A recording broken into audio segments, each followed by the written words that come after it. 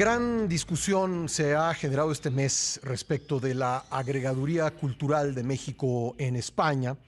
Como hemos comentado con ustedes, a principios de agosto el escritor Jorge F. Hernández fue separado del cargo por haber criticado en un artículo periodístico la afirmación de Marx Arriaga, director de materiales educativos de la SEP, de que leer por placer es un acto de consumo capitalista. Aquí hablamos con Jorge F. Hernández, pues quien negó que las razones que dio la Cancillería para separarlo del cargo fueran reales. Lo acusaron de haber emitido comentarios misóginos.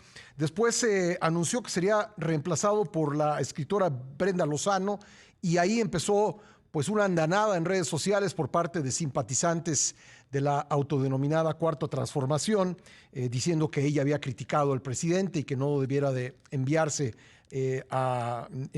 como reemplazo de Jorge Hernández. Después pues renunció a su cargo Enrique Márquez, el responsable del área de diplomacia cultural, y finalmente el viernes pasado el presidente dijo que le iba a recomendar al canciller Marcelo Ebrard que se designe en esa posición a una mujer indígena, ya sea del Istmo de Tehuantepec o del centro del país, porque no era posible que Brenda Lozano ocupara ese cargo si no coincide con el proyecto político del gobierno. Vamos a hablar sobre estos cargos de representación cultural o agregaduría cultural con alguien que ya fue agregado cultural de México en la República Popular China y en Dinamarca, y además ha escrito sobre el tema.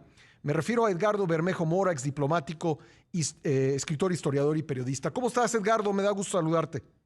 Buenos días, Pascal. Gracias por la invitación. Bueno, pues, ¿qué opinas tú de toda esta discusión que he tratado de resumir rápidamente?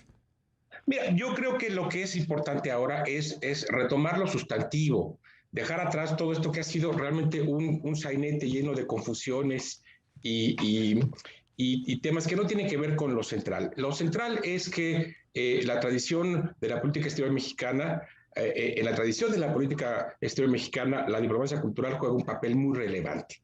Voy a poner dos ejemplos muy sencillos para entender de qué se trata. Imagínate tú que en 1951 Luis Buñuel es invitado a presentar en Cannes la película Los Olvidados. El gobierno mexicano, estamos hablando del gobierno de Miguel Alemán, del presidente alemán, no le gusta la película porque cree que denigra a México, este México modernizado del alemanismo, y sin darse cuenta estábamos ante una película que es de un valor universal, que ha sido declarada Patrimonio de la Humanidad por la UNESCO.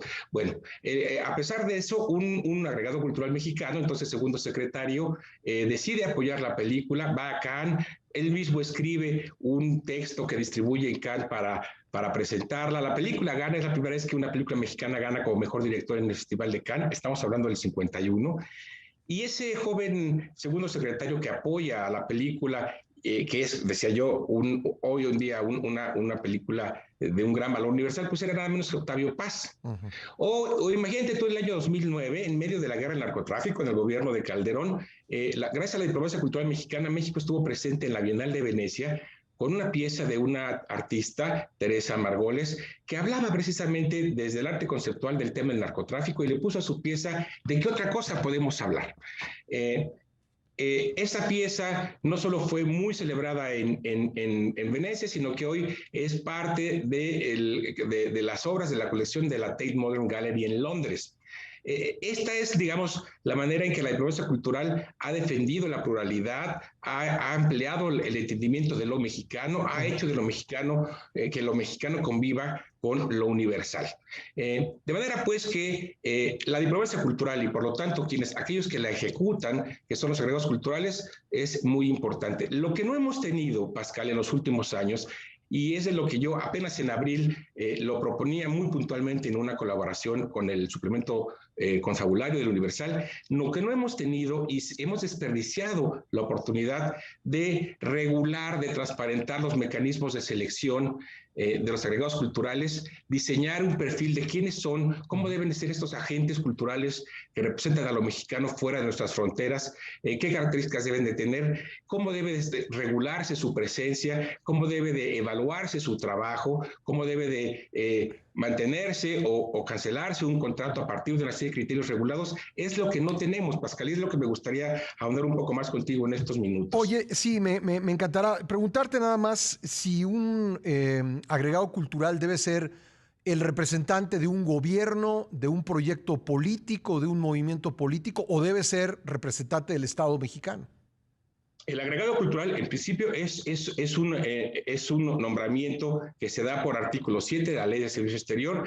Él representa al gobierno mexicano y por lo tanto, en tanto que es parte de la política exterior, está también en el marco del Estado. Pero el agregado cultural no se manda solo. El agregado cultural tiene siempre como autoridad fundamental de su gestión al titular de la representación, sea una embajada o un consulado. Y de igual manera, el agregado cultural tiene que cumplir los programas de acuerdo a los presupuestos e informar a la autoridad central para el tema de diplomacia cultural que se encuentra en las oficinas centrales de la Cancillería y que ha cambiado de nombre. Alguna vez se llamó Dirección de Asuntos Culturales, ahora se llama Dirección Ejecutiva de Diplomacia Cultural, pero hay pues una doble autoridad a la que se debe, la de su titular y la de las autoridades centrales.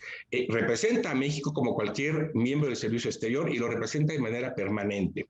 En esto que te comentaba que publiqué hace apenas unos meses, yo lo que propuse fue una suerte de decálogo de cuáles son los puntos que debe comprender tanto el desempeño como las características de un agregado cultural. Y una de ellas, Pascal, lo dice muy puntualmente, es que el agregado cultural en cualquiera de sus actividades profesionales públicas, en redes sociales o en medios de comunicación, representa permanentemente al gobierno y por lo tanto todo aquello que diga debe estar alineado con los principios de la política exterior mexicana y con los planteamientos de política exterior del gobierno que representa. Eso no hay menor duda, tiene que ser así.